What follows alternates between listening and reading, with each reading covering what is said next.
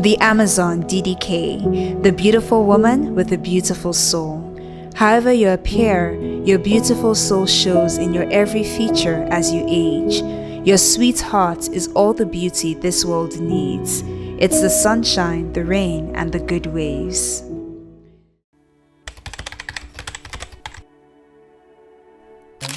You are not what you wear. What you wear is an expression of who you are.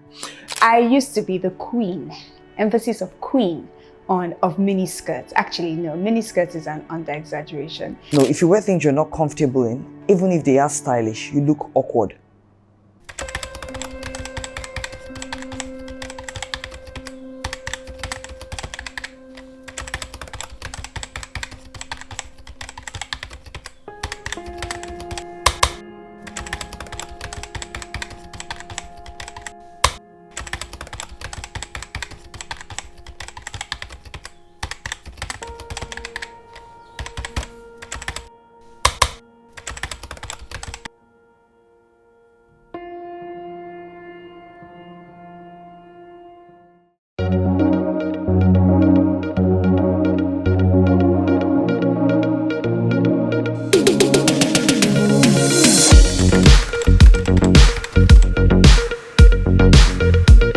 My name is Bodam Taiwo, fondly called Lady Bodam, and I am a senior marketing executive overseeing a few markets in Western Africa.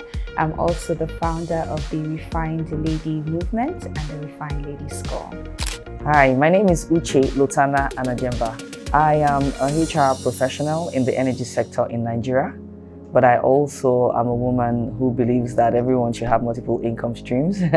So I have interests in a few other areas that are outside of the energy sector. I'm also a fashion entrepreneur. I think I've pretty much been a fashion entrepreneur since I was about maybe 8. My mom is an entrepreneur, so I grew up in an entrepreneurial family, and my mom would take trips to foreign countries, and she would always come back with, suitcases of the most beautiful, gorgeous clothes from all over the world, and she would sell from the house. So I was her shop assistant. Yes, she sold it from the house, and I used to assist her. So go bring size 14 for this lady, go bring size 16. And after a while, I could look at a woman and almost say the correct size. So yes, but then when I formally started a business, or the fashion entrepreneur as a business, was 2002. So it's been a little long, yes. Hi, I'm Bralade. I'm the author of A Line in the Sand and A Tale of Two Wives. I'm also an engineer. I work in corporate America, Fortune 100 company, and I am a leader. I'm a leader because what interests me the most about people is how we can contribute to the world, that gift that is within us, by first of all actualizing it and deploying it in the many ways it can go out.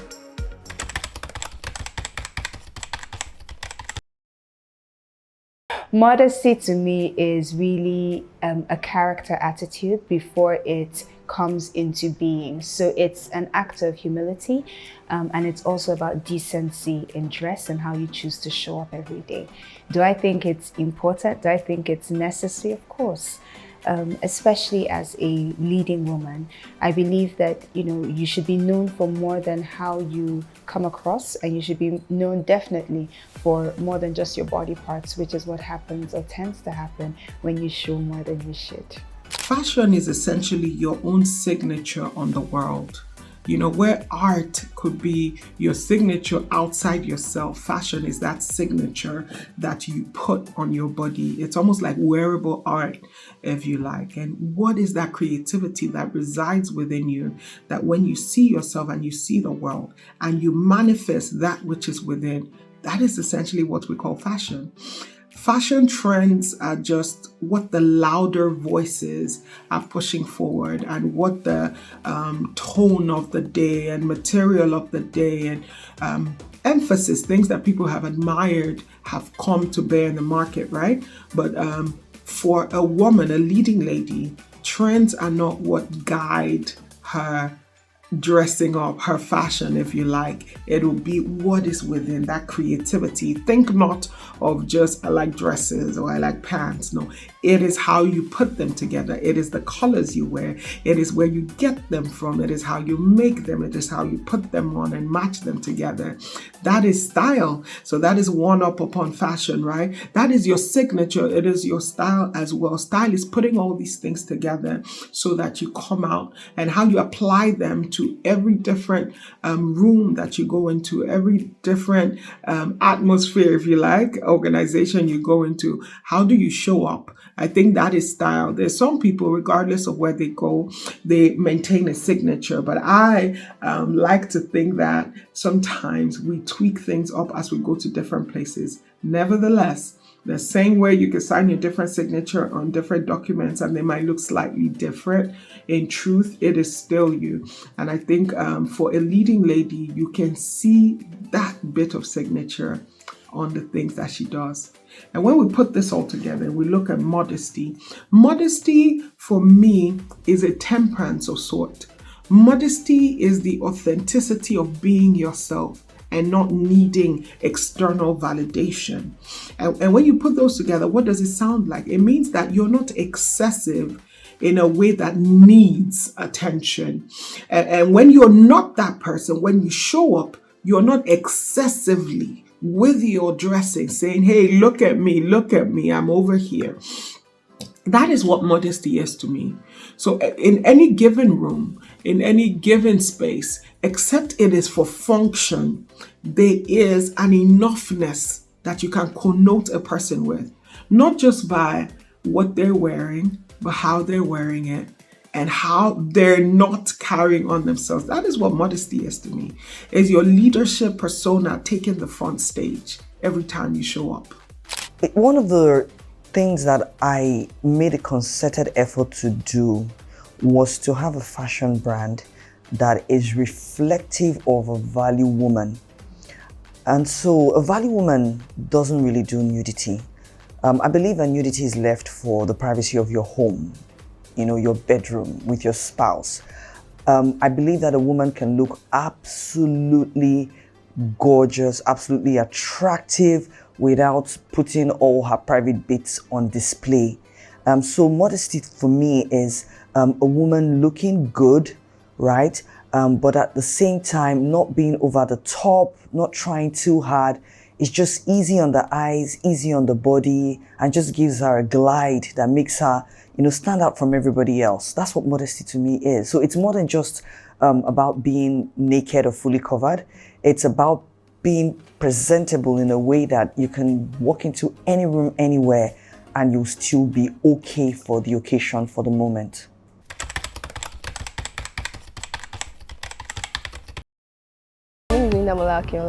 My name is Titi Lokwe Ario. My name is Udeugo Anna. So my name is Grace Ochibo. My name is Charity Abiri. My name is Anta Michelle George. My name is Patience Agada. Rachel, amen. For me, modesty is on appropriateness, because what is modest in one setting will not be modest in the other. So once we're in a setting where you know that what you have on is appropriate, if it fits your aura, it becomes stylish. If it makes people look at you and say, oh, that fits you, it becomes stylish. I know that there are people who rock bright colors very well. That's style for them. It's not just a fashion sense that everybody accepts. It's what embodies your personality. We can see that it fits you. So once it fits you, it communicates who you are clearly. People can say, oh, that looks a lot like you. I saw that dress and I think it's something you would wear. So if that works with the setting you're in, I think you've matched style and modesty together. Well, to me, I would say modesty means to be conservative, or to be confident in my fashion sense, the way I look, and then to be moderate. Modesty means, to me, being comfortable first in what I'm wearing, and my sensitive parts of my body being duly covered. And by sensitive, I mean even my legs. Modesty means simple, means not too much of everything, so much of my fashion sense, so much of my dressing. Not distracting anyone with my fashion or my dress or my outfit. Well, for me, modesty means moderate. It means comfortability. It means unassuming. It means a lot of things to me, but the top of it has to be moderacy for me, basically. Modesty actually means being so simple and presentable at all times. In as much as you want to go to an occasion and you want to look very, very eye-catching, you actually need to look simple at some point. That is for my own personality. But some people want to be so loud and, they want to give it all. Oh, okay, so I would first of all say that you should wear what you are comfortable in. I'm very big on comfort. I'm very big on where are you going? How fast do you need to get there? You won't be wearing a heel maybe to somewhere that you need to wear a sneaker to. So wear what you're comfortable in, and also make sure that you are confident. Comfort, confidence. When you wear something, you should be able to walk into any space confidently.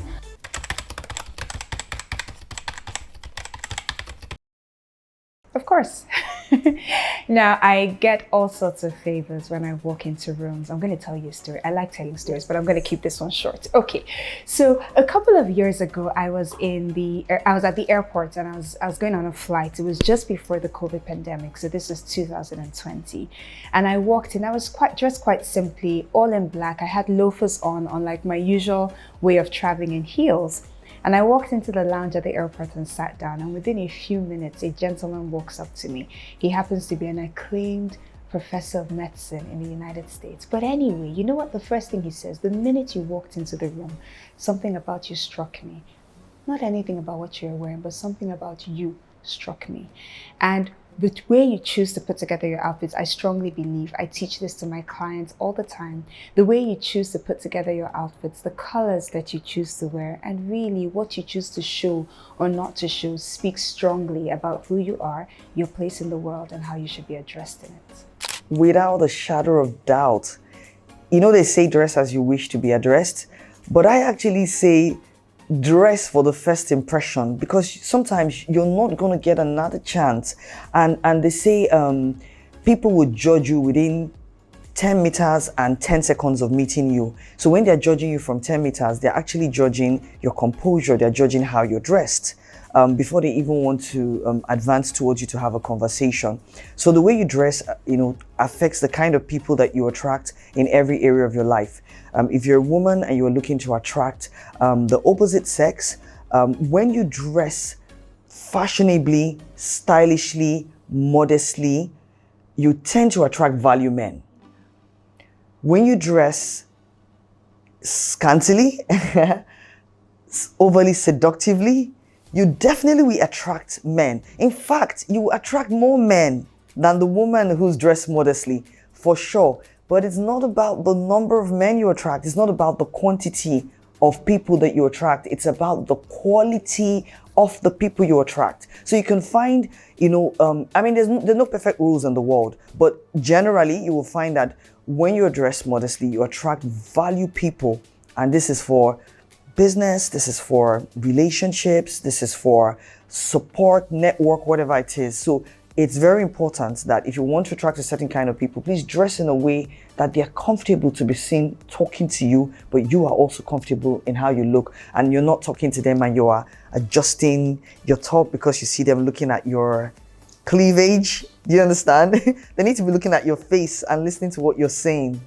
I can usually tell what you feel or how you feel about yourself by the choices of outfits that you pick. And what do I mean? A lot of the things that we do, a lot of the ways we show externally begin with how we think inwardly and how we feel about ourselves on the inside. If you're genuinely a confident person, if you're someone who truly believes in what she has to offer to the world, if you're someone who wants to stand up and you want the first thing people say about you, think about you has to do with your intellect or your intelligence or all those other types of things, then it goes far beyond. I don't want to ever, and listen, let me tell you something, I'm a very attractive woman, right? I've known this from a very young age, and I'm going to speak. I'm sure later on, they'll ask me, how did I even get here? I'm a very attractive woman. I stand up in a room, even with a habit, and I draw eyes to me. It's what it is. But I don't ever want the first, only, and last impression you have of me to be an impression of my body. I want you to think about my mind. I want you to think about the thoughts. I want you to remember how I made you feel, and not in a way that's just firmly leaning towards pleasure, right? I want you to think and feel about me a lot more. And that has come from a place of me knowing who I am, what I have to offer my world, and what I want to be known for. So I believe that, yes, a lot of women and men, if I'm being honest, but I'm going to stick to women for this conversation, need to lean back into who it is they are and what message they want to communicate to the world. Everything else, and how you dress, the shoes, even the type of makeup you choose to wear, everything else flows from that place of realization.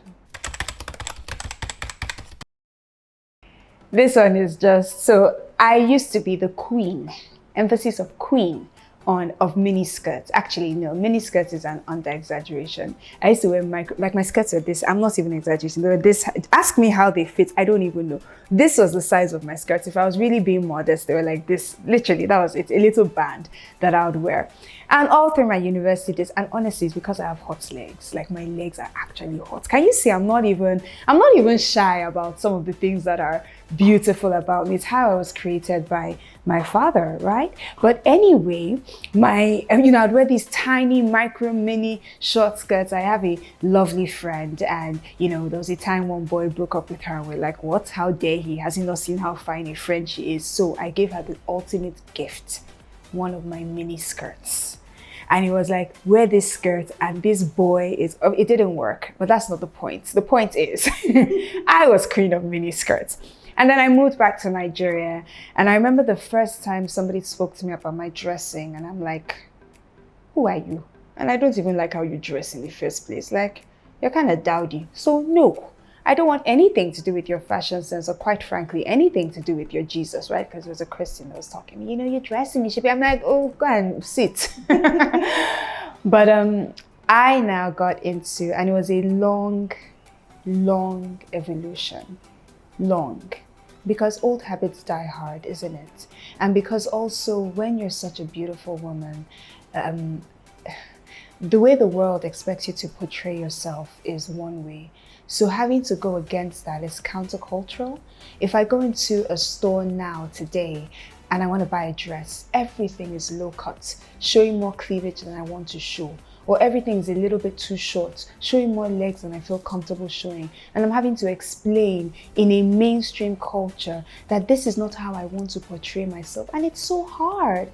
I go to my designer and I'm saying, can you make me a particular type of dress that, Ma, you've come again with this. Make it like that. Don't let the thing, all of these types of things. And imagine me in my early 20s, I'm in my late 30s now, early 20s, going through all of that transition. Anyway, what got me eventually? I'd say two things. Now, my faith is very important to me, right? And I think that was one of the things eventually that helped me slowly, grudgingly, reluctantly, kicking and screaming, helped me make the turn.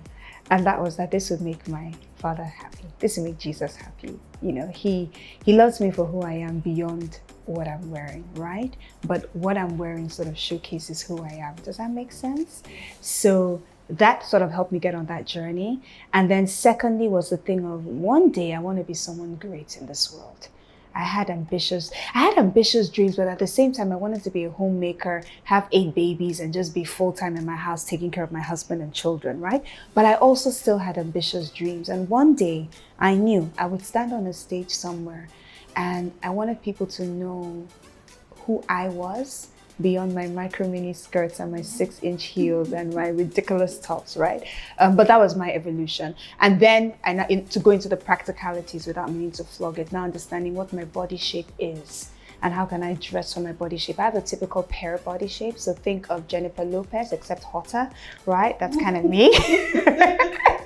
Anyway, so how to dress a typical pear body shape, and what to do with my, with my body, the types of fabrics to wear, all those types of things. I started going on a learning journey and incorporating a little bit at a time, and here I am today.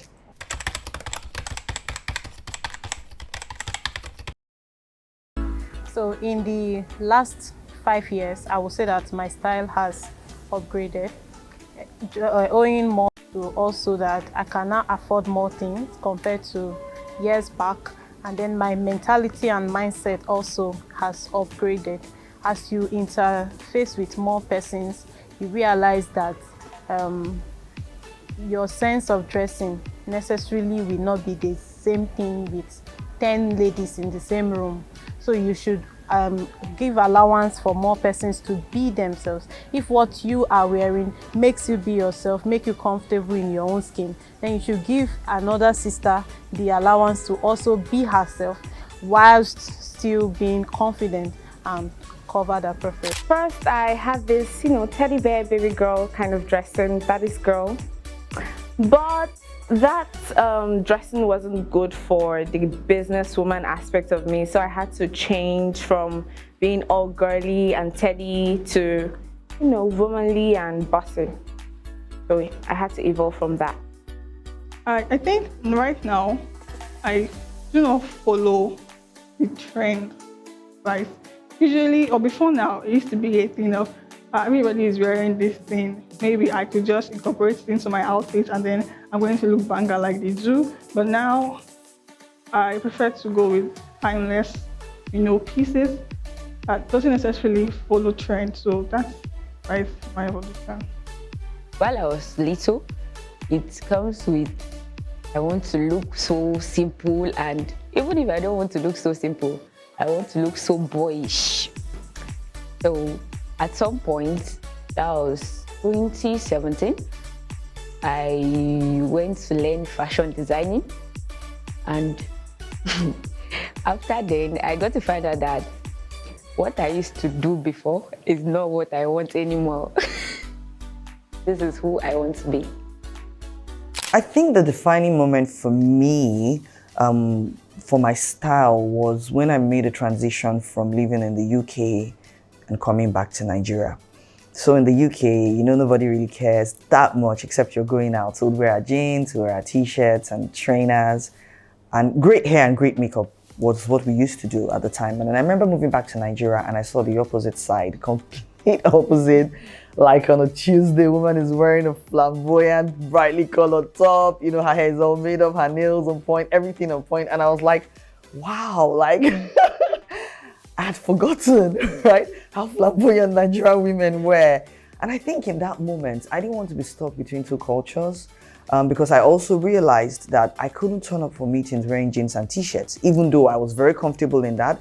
And like I said, I can close a deal in jeans and t-shirts. But at the same time, I was also conscious of the fact that we have some cultural nuances, and whether or not you like it, people are used to seeing people dressed in a particular way.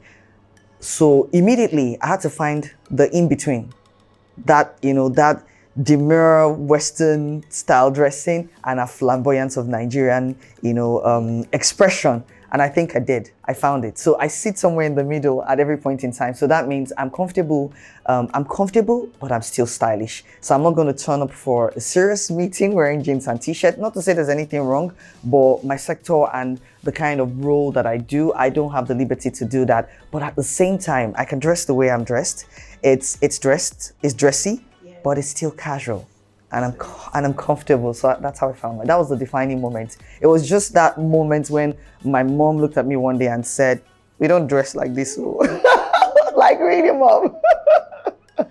When I was younger, when I was in college, there was this store, collectibles in Nigeria. It was the be all and end all boutique. And of course, I didn't have a ton of money at the time as a student. And when they would have these sales, oh my gosh, God bless them for making fashion accessible to a young lady. They would have these sales and I would essentially save up the 500 naira to buy the Joker jelly shoes or whatever shoes they were selling. Let me tell you what gave me the most joy. It was having that brogues. They were these rough kind of heels. They call them like the Spice Girls shoes. I love to have those rough heels, block heels. If you see the front of my shoe coming, you are not going to have any doubt that I'm an engineer. And I wore it loud and proud.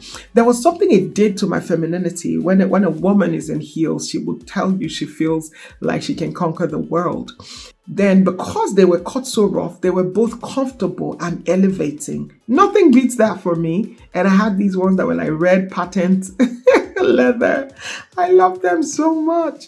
And I remember one time my boyfriend at the time, my husband now, he asked me, he said, "Don't you like heels?" And I said, "What do you think I'm wearing?" To him, they weren't heels because, of course, they were like this. And he loved me. I was a tomboy. But the truth was that they were like this, but they were wide like that. So that is something I'm surprised to have outgrown. I still have some pieces like that in my wardrobe, but now I can actually wear the slimmer heels, and yeah, you can become how you want.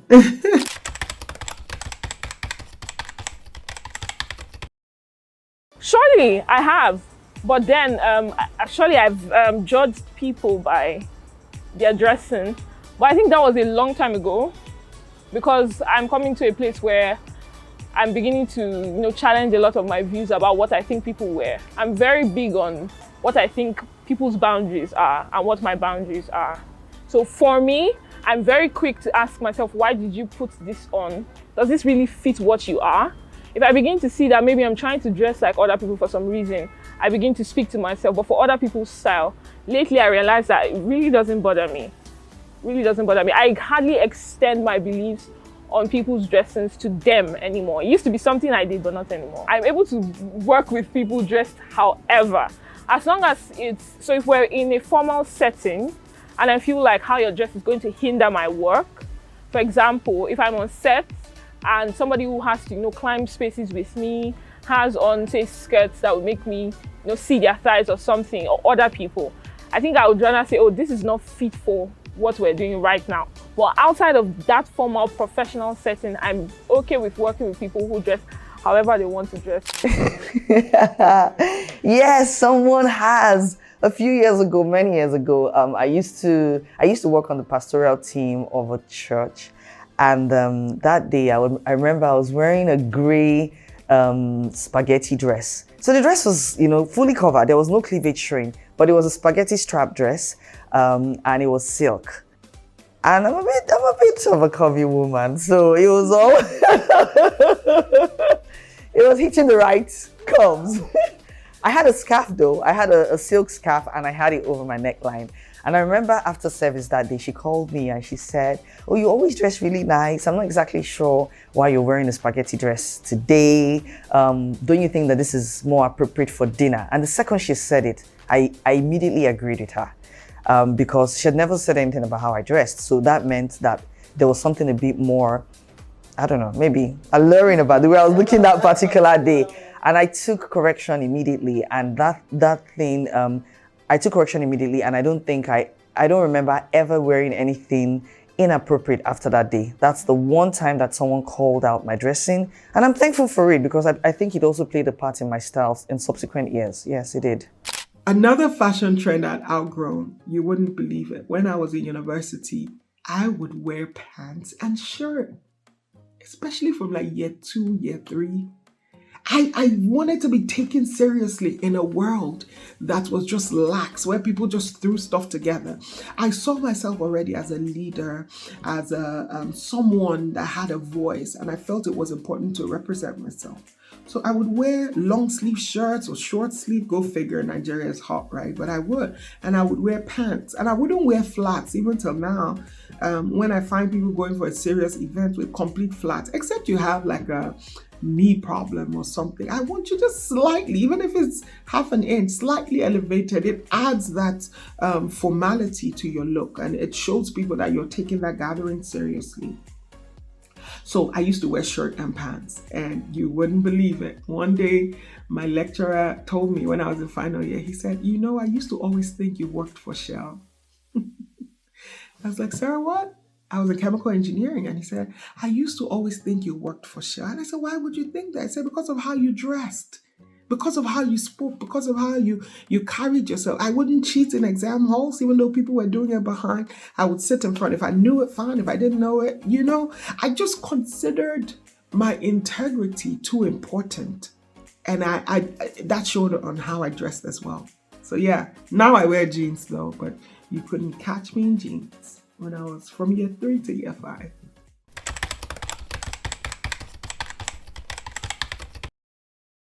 Has it contributed? Maybe. Well, actually, I'll say yes, because our world is very visual and we still judge people by what we see. There's a statistic that I like quoting, and it's that it takes 7 seconds for people to make up their minds about you. It's well known in behavioral science. So it takes 7 seconds for someone to make an impression about you and for you to make an impression about someone else. Now think about it. In 7 seconds, what can you really say? In 7 seconds, what can you do? In 7 seconds is 1, 2, 3, 7, it's gone. But in 7 seconds, people see you and they see how you're dressed and they see your posture, they see how you carry yourself, and they see your externals, and then they make a decision about you. And the science further goes to show that even when they meet you subsequently, it's very difficult for them to change their minds from the first impression they had about you. And this is all subconscious and things that go on in the back of our minds. So in that sense, does my dressing contribute to who I am? Yes, of course. When I was younger, when I was a teenager, maybe 13, 14, my parents studied abroad, and even though they lived in Nigeria, they were very liberal, very enlightened, and they trusted us as young ladies, myself and my older sister. And there was something I noticed. They would buy things for us that other people's children weren't necessarily doing. And so one time my mom bought us jeans shorts. Now that was a time where people were not even allowing their daughters to wear trousers. And it empowered me so much that my own mother bought me jeans shorts and not some dude or something. So when I wore it with pride. I wore it with a sense of being, with a sense of authenticity, with a sense of security, because my mom bought it for me. I wasn't interested I didn't buy it so that I could show something off. No, it was something comfortable. And I appreciated the fact she did that. Now, some people went to her at some point like, you bought this for your daughters? They will spoil, they will this or they will that. And I'm just like, it doesn't matter. My mom bought it for me. That's all that matters. Until now, I've been able, I live in another society different from where I grew up, and you could see different kinds of people wearing shorts. I don't immediately see a woman wearing shorts and think, oh, prostitute, you're trying to do something. So that paradigm shift was not hard for me. Of course, there's appropriate dressing in appropriate settings, but you can't be on a beach and be wearing full-length jeans, and it just doesn't work. It just doesn't work. My dress sense has definitely contributed, because I walk into places and the truth is I'll get a second look, even though there are loads of women in there. And I'm confident to say that, because you have to have, as a leading woman, as a woman of value, there are loads of things that are available to you to open doors to you, okay? Your intellect, obviously, your faith, your values, the way you treat people. But we live in a visual world, so the way you look is also as important. So I've curated all of this together, and I've seen how it gets me through any door. If I walk to a reception and I don't have an appointment, I promise you, they would at least make a phone call to say, are you willing to see her? And many times, because these people have CCTV looking at the reception, they're curious. They're like, okay, let's see what she has to say. Okay. I believe that the leading lady is a lady who is the main character of the movie of her life. It is my firm belief that everyone is essentially acting in the movie of their lives, which essentially is your predestined path that God made for you before you came on this earth. And what does that leading lady look like? What does she appear as? How does she present herself, even in the day-to-day of her life? How does she engage with the different collaborators and supporting actors and actresses? How is she perceived in the environment where she functions? That is what the leading lady style is about. it is something in her presence. It is something that when she shows up in a room, you cannot help but notice her. It is not in the embellishments of her clothes. It is her character, almost putting an aura around her. So as much as you dress the outside, you also want to dress the inside, because when the inside is dressed, it shines through. It is in the gait of her steps. It doesn't matter what you wear. If your body language is unsure, if your persona is second guessing, it would be apparent. That lack of confidence will show. So confidence is a key component of a leading lady style. And comfort. No matter how fabulous the outfit is, if you are uncomfortable, it also shows.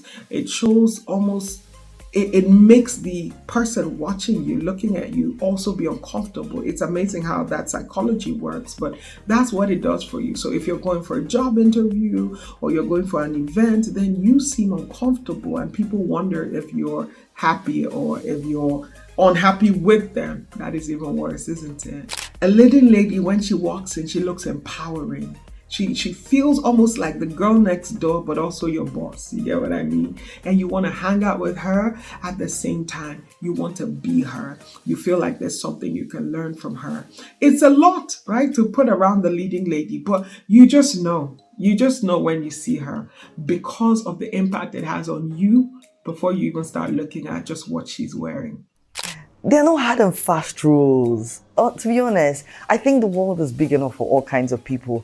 You have to find the balance between style and comfort. But if I want to talk about, I'll talk about myself. How do I dress? I dress in a way that reflects who I am. I dress in a way that is attractive. I dress in a way that is stylish. I dress in a way that is covered up, but at the same time, you look at me and you'd say, she knows her style. She understands what fits her body. I don't do trends, right? Or even if I'll do a trend, I have to have a tweak to the trend. And I'm lucky that I get to work with a lot of designers because I stock on behalf of Nigerian designers. So I'm able to take a trend and tweak it in a way that makes sense for me. I won't do too tight things, right? I'll probably do, if I'm doing something that is form-fitted under, as like pants or a skirt, I'll probably do a top that is flouncy, that has some volume. I'll do things that accentuate my body shape, but at the same time is not tacky. So it's about balance between fabrics, cuts, fits, style. It's a very delicate balance, and what will fit me will not fit somebody else. So it's hard to say a leading woman should dress this way, but she should definitely dress in a way that when she walks into a room, they'll look at her. They'll give her a second look so that when she speaks, it closes the deal. How should she not dress? Like, I'm going to say a little bit about how she should dress. Okay, so she should dress in a way that is consistent with her personal values and her ideals, right? And I know we throw around personal values a lot. What do personal values mean? If modesty is something that's important to you, for example, then you dress in a manner that's modest, right? And that means not calling unnecessary attention to yourself. You will still call attention to yourself because, trust me, once you're carrying light, everybody's going to be drawn to you, right? That's what happens. So you will draw attention to yourself. However, not to dress for the main purpose of drawing attention to yourself. That's number one. Number two is ask yourself, how much skin are you really showing? And sometimes it's easy for me to sit like this and say, oh, nothing is showing because I'm sitting, my cleavage is covered, my skirt is, my dress is below my knees, all of these type of things. But it's little things sometimes that you don't realize. So for example, maybe you're wearing a top that looks okay when you're seated, but the minute you bend over a little, it gapes over from your chest and then people can see right down into you, right? Or maybe it's a top that seems fine when you're standing, but the minute you bend over a little or once you sit down, it rides up and then we can see your back and we can see your midriff. Should a leading lady be showing those type of things, right? Or it could be a skirt that looks perfect when you're standing and when you're walking, but the minute you want to sit down, it rides up a bit too much over your thigh, or a slit that opens up a little bit too much. By the way, I really need to test front slits, but I'm going to leave that conversation for another day, right? But anyway, it rides up a bit too much and then it shows a little bit too much flesh. My question is, who told you that to be attractive and to be accepted in this 21st century world, you have to show a little bit more of yourself. Who told us that when we did this whole fight of feminism and how we want equal rights and we want to be treated in the same way as men? I don't always agree with that perspective, but I'm going to leave it for today, right? Who told us that part of winning that war was to come out in less and less clothing? I don't get it. How does us coming across as independent women mean that we just get to show more skin? Doesn't that sort of bring us back into slavery where we're just sort of objectified for how we look as opposed to who we are? Again, that's not the conversation for today. Bottom line, as a leading lady, understand your body shape. There are typically 5. There's the rectangle, which is actually the most common body shape. There is the apple, which means that your top part is generally larger than your bottom parts, right? Even if you're a small person. There is the pear body shape. That's like me. Your bottom parts are larger than your top parts.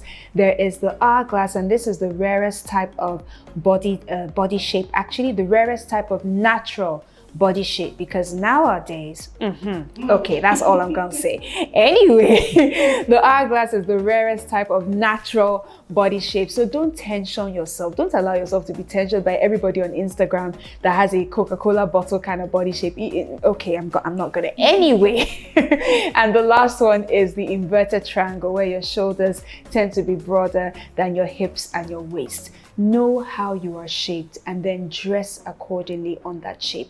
A simple search on Google will tell you all the things you can do, and that's a whole masterclass, so I can't go into it today, but all the things you can wear and not wear to accentuate your shape and give you the right type of balance, which is what we should always look at when we're dressing. A leading lady should never appear unfresh. Unfresh does not mean fully dressed. You need to understand that. Even if I was wearing jeans and t-shirt, right? And no makeup, no earrings, have my hair packed, you will still know that I'm a leading lady because of how I've put the jeans and t-shirt together. My friends have a running joke when I say to them, they say, how you coming? I'm like, oh, I'm coming very casual. They always say, don't pay any attention to her. She will indeed come casual, but her casual is stylish. That's how a leading lady should look, right? Yeah, so she should never be caught unfresh. You never know who you'd meet. Even in the world of beauty queens, right? There's always that subtle thing of, am I prettier than the other person? And then the question is, who decides what pretty is? And then we go to social media and we go to music videos and we go to movies, actually.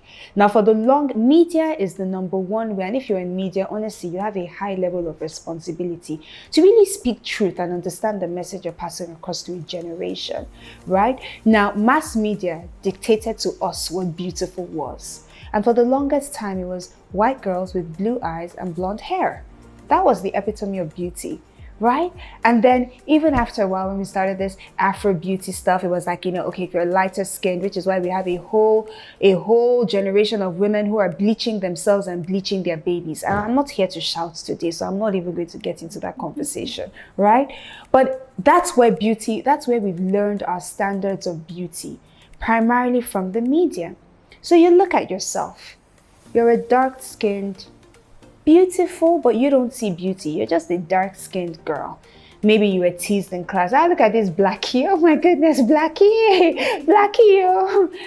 And then you get a complex because every time you swipe on social media, you see the top 100 sexiest women in Africa, the top 100 most pretty women in media, the top 50 hottest women under 35, and all of them look exactly the same way. Makeup the same way. Hair the same way, everything the same way. Let me tell you something. There's some makeup artists I will not patronize.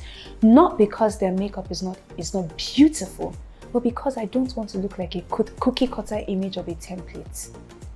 Look at my face. I tell some people when they come to make up my face, I did my face today by myself, so that's not today. But normally I tell people when they come to make up my face, don't make my nose slimmer.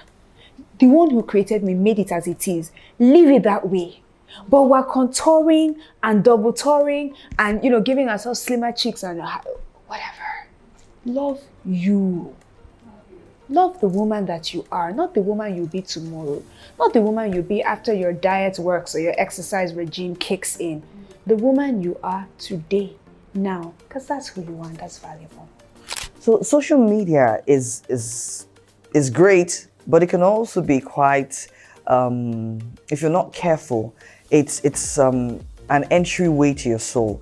So we have become a very, very visual generation, and every day we're bombarded with millions of images across all the social media platforms. And a lot of this content on social media is predominantly fashion based, right? Or maybe because that's my industry, that's what I get on my feed. If you're not careful, you would find yourself not just having a complex, but actually spending money you don't have, money that should be put to better use, buying things that you can't afford to impress people who don't really care about you.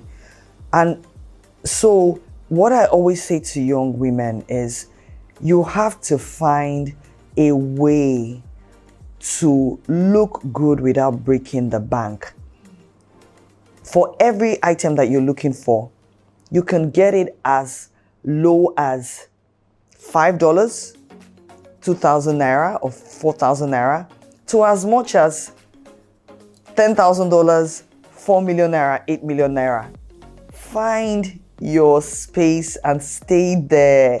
Don't try to look like someone. You can't keep up. Do you understand? You don't know their sources of income. You don't know, how they are making money. You don't even know if they are influencers that brands have given the clothes to promote for them. They're probably not spending their own money, and then you would use your own little money to be looking like them. It doesn't work. There are a few style tricks. Wear colors that are vibrant. It makes you look like you're stylish, right?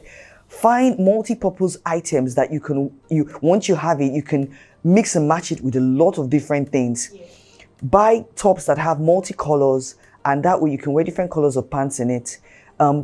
Be bold and experiment. Put two colors together, two unlikely colors together, and when you photograph, you will look stylish because it's not something that someone would have thought to do before. Look for, to be honest, if you can't afford it, look for big sisters that can hand you some clothes. Women spend a lot of money on their clothes, and sometimes they wear it once or twice and the dress is sitting there in their wardrobe. There's no shame in saying to them, can you pass this on to me if you no longer want it? But the last thing you want to do is to spend money you don't have to look like the people you see on social media, which is just a 1 second glimpse into their life. You don't have a clue what's going on behind their scenes. So don't let anyone pressure you. A leading lady dresses as she feels. You see my tassels. This feels like military, and today I'm showing up here almost like a general because I do believe that this movement we're on is making all of us be leading ladies in the movies of our lives. It's always amazing how that summer doesn't just have one blockbuster. It has a series because there are many to choose from. There's abundance of platforms, there's abundance of stages, and it's time for you to climb yours, embrace that spotlight, and show us what God put in you for the world and to bless us with. Peer pressure is a real thing, right? Peer pressure is a real thing. When people see someone that they admire, someone that they think is inspirational, they tend to want to dress like them. So you find a lot of young people on the journey to finding themselves would experiment. I'll put it down to experimentation, right? And I'll guide them in that experimentation. So if they want to wear a crop top, for example, because everyone their age is wearing crop tops, and I don't want them to look like the SU person so they don't feel out of place. It's bad enough already going through, your growing up stages and trying to fit in. You don't want an additional thing. So what I would say to them is, do you know what? Perhaps maybe you should wear high-waisted pants or a skirt or high-waisted skirt with your crop top, and so it will drop just underneath. And so if they try that and they thought, okay, I still get to wear my crop top, but now I'm not showing my belly, perhaps they might like that. Do you see? So I'll just give them alternatives. I'll take away one item and replace it with another item so they're not losing themselves completely, right? If they want to wear a skimpy top, I'll say to them, why don't you wear pants that have volume underneath? And I'll say, look, at what it does is that it gives you an appearance of having more hips. So when they wear it, they'll be like, okay, that's true. I look like I have more hips because I'm not wearing skinny pants. I'm wearing pants with volume. So they still get to wear their skimpy top, but they're wearing pants with volume. So it doesn't look as seductive. And then you obviously keep showing them other people that are stylish, that are inspirational, that they can aspire to be like. Over time, you'd find them, their style gently morphing. When you try to force it, you'll lose them. They'll go in the other direction, or they'll sneak the clothes in a bag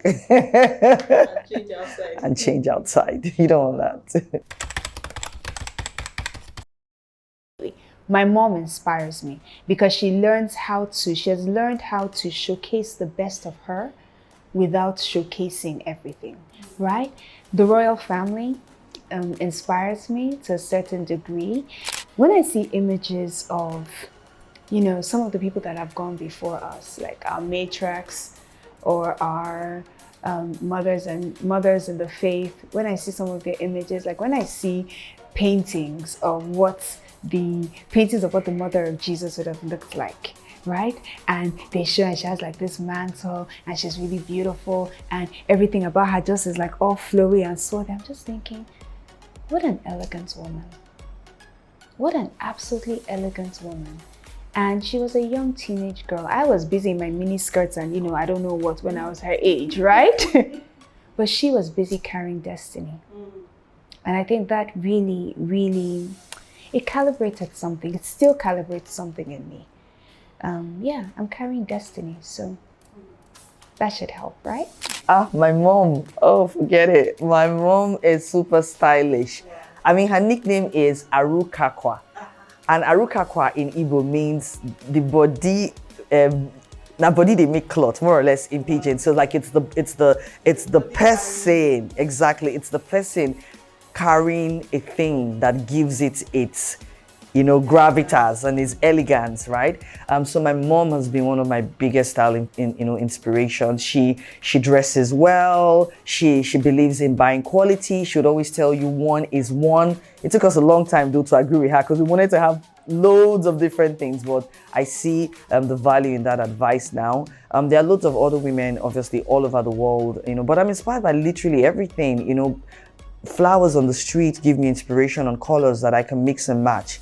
Magazine articles, women on the screen. Nigerian women are so stylish, like literally like the everyday on the streets. There's a woman you will look at and say, I like the way she looks, and I think I have something like this in my wardrobe. I'm gonna do this. I'm gonna combine and see if it gives me a similar vibe. So yes, my mom remains my biggest style icon till tomorrow. For a very long time, I didn't buy clothes. My mom bought all my clothes. Wow. Yeah.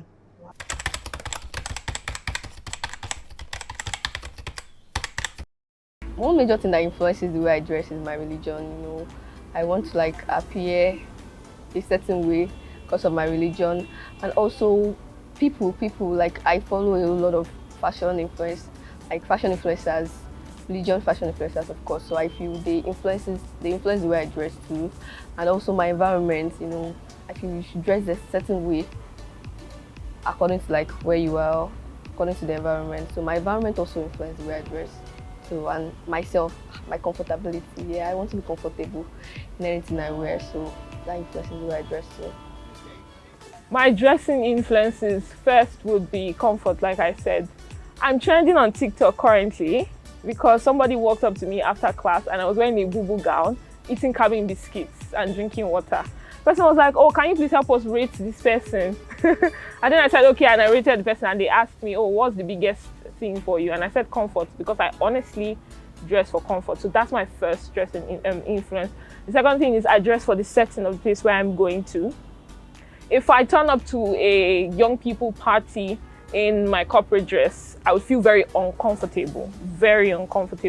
So I begin to find out where am I going to, the people who are there, what do they look like? And I like to fashion that to that setting, but also to my comfort. So for me, those are the biggest things that influence how I dress. For me, my dressing influences is first my religion. I am a Christian and I like to represent Christ in every way and everything I do. So one of the major influences for me in my dressing is Christ. How does Christ look, or how should a Christ-like person look like? seeing that again, I can use my dressing. By my dressing, I can evangelize to people in a way. Now, how do I mean by that? There are some people that would never have close relationship with you. They see you from afar. They follow you on your socials, and in a way, you are mentoring them. They are learning from you. You are inspiring them, and you are influencing them. So one of it for me is I really want to influence people in a way that as Christ is, so I am. And when they see, I'm not contradicting my personality. They are not confused as to what a Christian woman or a Christ-like woman should. So like there's a God-word perspective that I'm giving and I'm showing, and that's like the major thing, my religion. And then secondly, my comfort. I like to be comfortable at all times. So yes, those are my major influences. What influences my fashion style is myself. I know what I want and I know what I want to give to the society, so I bring it out. I think the first thing would be my body structure. I'm not so full. I have a very nice height, Jerry. So yeah, the very first thing would be my body structure. I like to wear clothes and hop on styles and trends that go very well with my body structure. The second thing is my mood. My mood per se, I can be off and on. Sometimes I really want to look fashionable and chic, and sometimes I'm like, you know what, let's just get this over and done with. How I want to be seen, depending on where I'm going to the event, what I hope to achieve when I get there. If it's school, if it's a business meeting, if it's a conference, if it's church, yeah.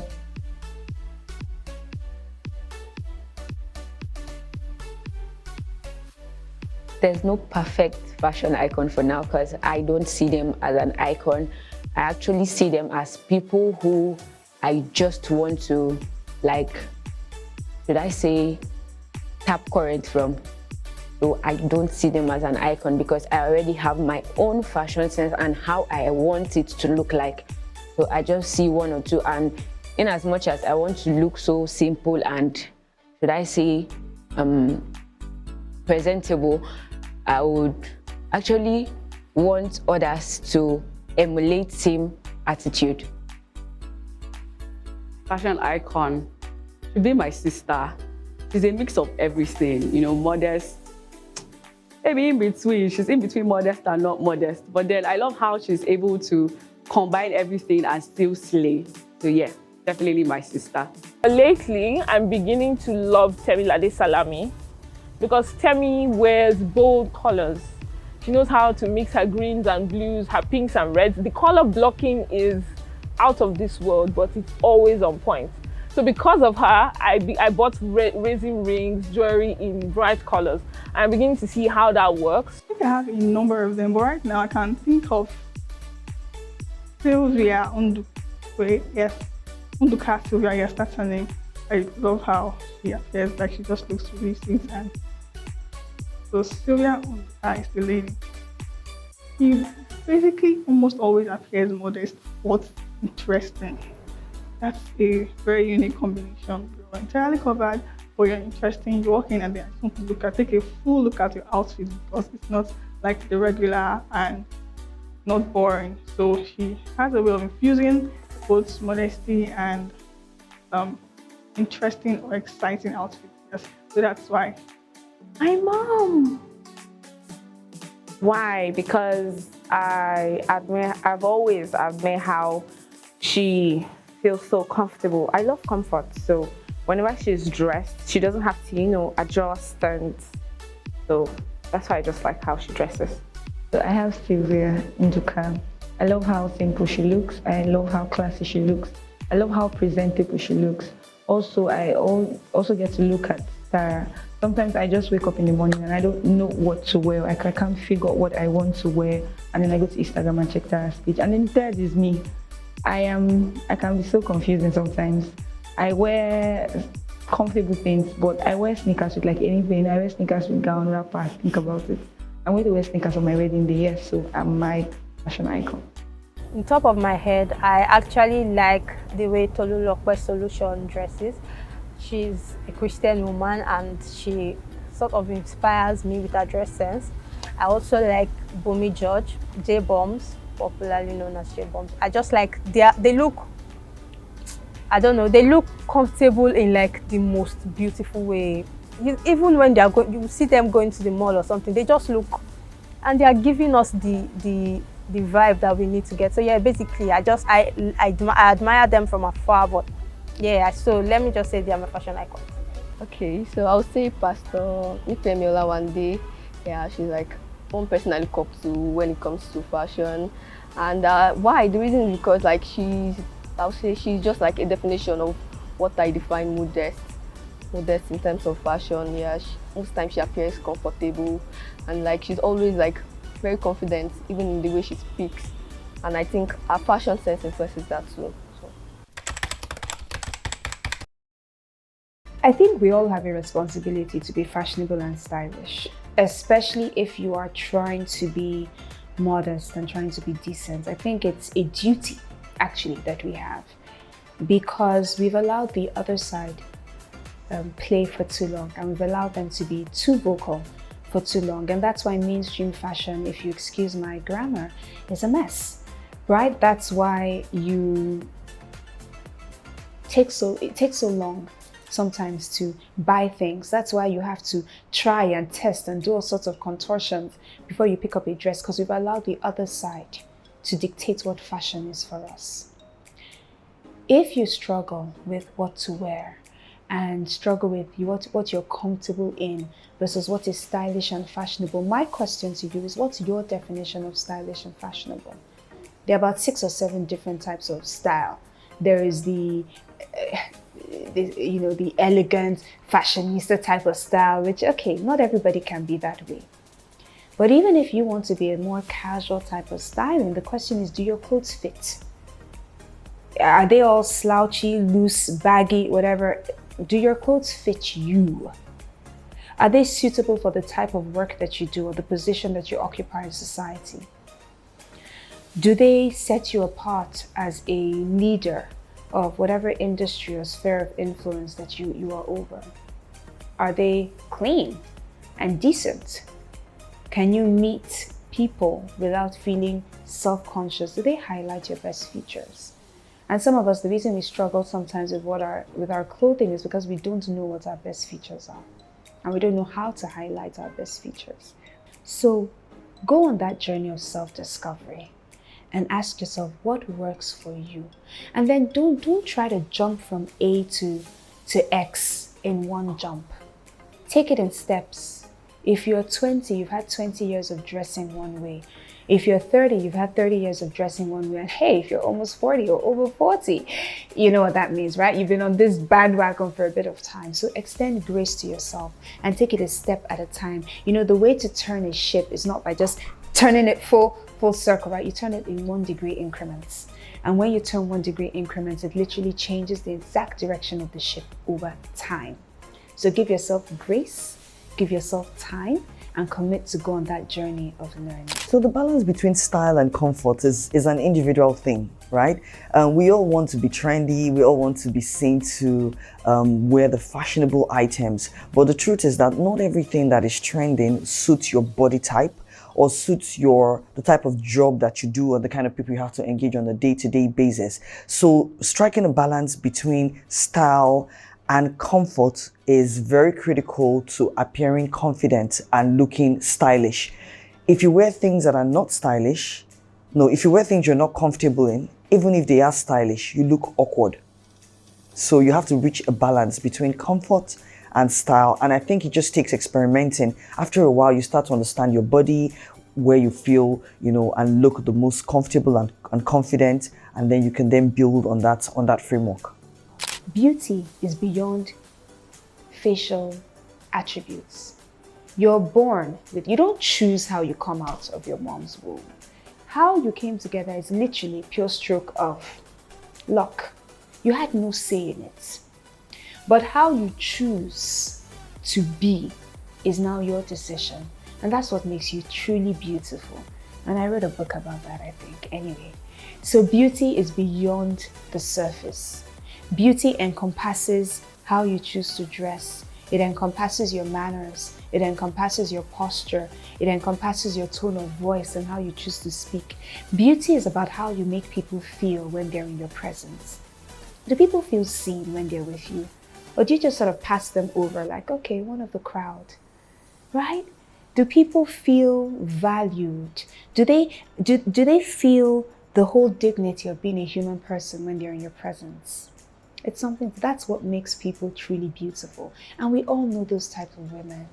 Women that you come into their presence, you spend 3 minutes with them, you go away and you feel like, my goodness, what a stunning woman. It's not necessarily how she looked or the color of her lipstick or anything about, what she wore, but it's about who she really is. You can be pretty, you might not necessarily be beautiful. Strive to be truly beautiful. If you're new to style and fashion, pick a few staples. Get yourself a very nice tailored jacket. You can get a pop color, or you can get the nudes or the blacks, just so that you can get multi-use out of it. Get yourself a couple of nice tank tops in different colors, because you can use it to switch up how your jacket looks. Get yourself a nice pair of pants. If you're new to it, so get black, because you can get a lot of wear out of it. Get yourself a bandage skirt, because what it does is that even if you're slim or if you're more curvy, it would give you definition. Just hold all the bits in. Get yourself a few silk blouses, maybe a couple of plain ones, but a couple of blouses that are multicolored, because you can cross over, you can wear them with many different bottoms. Get yourself a nice pair of shoes, a nice pair of slip-ons. Get yourself a bag, one color, not a multicolored bag, because you can get more wear out of it. And then just don't be afraid to experiment. Mix and match all these things. Just mix and match it. Mix your green with pink if you're trying to be uber stylish. When they see you, they'll think you have a lot of clothes. Yeah, so don't be afraid to pull the things in your wardrobe and just combine them and you'll be surprised how just putting a pair of earrings can suddenly tie the colors together. Do you see? Yeah. So striking a balance between style and comfort is very critical to appearing confident and looking stylish. Even if, and I'm exaggerating here, but even if you choose to walk around naked, rape, sexual violence, any type of abuse is never the victim's fault. Never. Even if you chose to walk around naked, don't. But even if you did, it's the decision of somebody who is most probably mentally ill, right? And I say that with all manner of respect and honor. I see a child of God as a princess, and there is the minimum allowable dress pattern for a princess of a kingdom. So you should never maybe dress in an unattractive manner just because you feel, okay, people will think so. We've had so many cases where I said even somebody that is clad from top to bottom have been violated. So it's not a question of the dressing per se, it is the delusional mind of the violator. So if you are dressing up and you're wearing something that in your own skin you are comfortable in, Nigerian weather is so hot, and then I remember I was even having this conversation where in my workspace they want the guys to be on tie and suit, or just be corporately dressed and on tie, and the place is hot.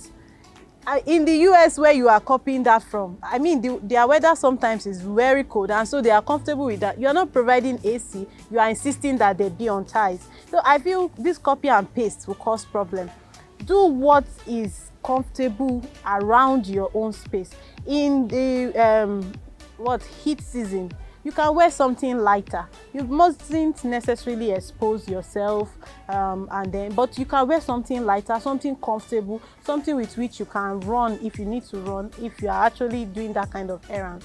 And then regarding religion and church brothers, I don't personally think that when I'm dressing, I'm going to have it at the back of my mind that maybe one brother is going to fall. If God has not helped you to sanitize your mind, even if I am wearing bishop robe, you can penetrate through my bishop robe to create whatever image you want to create. So I'm not going to now be burdened with that decision of what would this, but I will make sure that I am covered, I'm confident, and I'm comfortable. So first off, rape is a crime in every country in the world, across every faith in the world. There is no reason whatsoever why rape of any kind should be excused. None whatsoever. No is no. You also cannot put the blame on the victim for someone's inability to control their own sexual urges. What about the women that have been raped fully clothed? What about the women that were tying wrapper that were raped? What about the young children who are wearing their normal, baby clothes or young frocks or whatever who were raped? What about the girl who's wearing jeans and a long sleeve shirt who was raped? So are you then going to say that it's how they were dressed that caused the rape? There's no reason why anyone should rape anyone. And it doesn't matter if a girl was wearing skimpy clothes and someone then felt she was asking for it. I don't agree. However, because we cannot control, the evil people that we have on this earth, what I always advise young people, the people that I mentor, even older women have been raped, is don't put yourself in a space with someone you don't trust. And when I say that trust, I mean trust like, don't put yourself in a space that will cause someone to do something foolish. Don't go out on a date where people don't know who you've gone out with.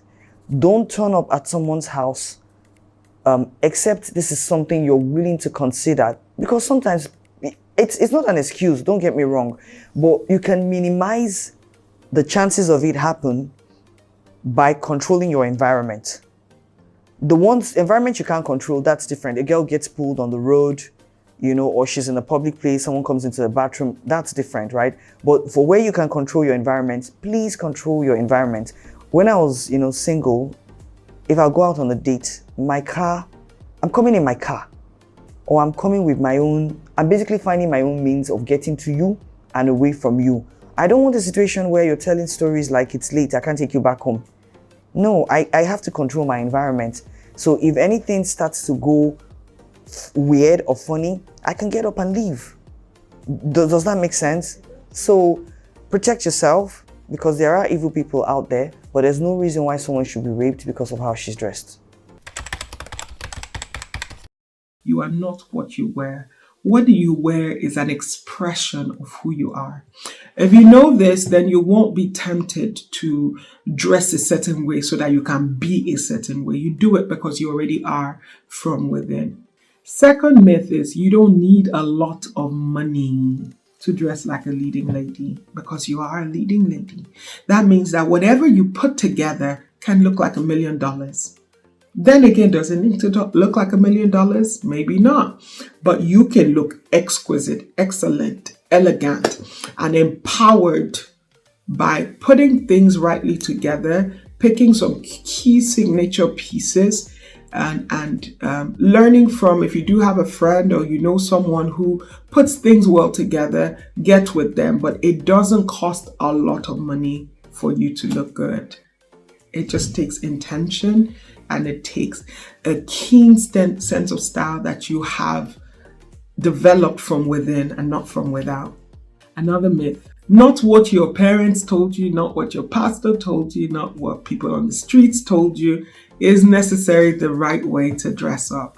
You have to decide that for yourself, and you have to stop judging people as well for how they dress differently than you. We all have to do that. We all have some learning to do. And I think going from societies, the more you are exposed to other cultures and other societies and other workplaces, the more you start to appreciate just the diversity that is in dressing, just the keen sense of fashion, if you would look, because it's not always very apparent. Just the sense of style and elegance that people have and what they showcase in their different climes and cultures. I think it's fascinating to watch. So don't judge a book by its cover. Go learn what is that culture's cover. Yeah. I would say have fun with your style. Have fun with it, experiment with things in your wardrobe. Mix and match two things that you wouldn't ordinarily do. Don't be under any pressure to go to a place dressed in a particular way because everybody else. But at the same time, respect the dress code of the places that you're going to so that people also give you the honor that you desire. And then just, don't be afraid to ask people, how do I look? And when they give you feedback, take it take it from a good place and make adjustments. But the key thing is fashion is fun, right? It's fun. It lifts your mood on a dark day. It makes you make new friends because of how you're dressed. You get into conversations with people at the coffee shop, at the airport because of how you're dressed. So don't be afraid to dress in a way that reflects you and makes you happy without compromising on who you are as a leading woman, as a woman of value. I really hope you shine. I do.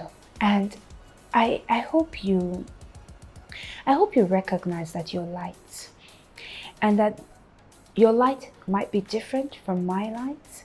It might be different from Braladay's light. It might be different from DDK's light or anybody else's light. But I want you to know, hear me and believe that you are light.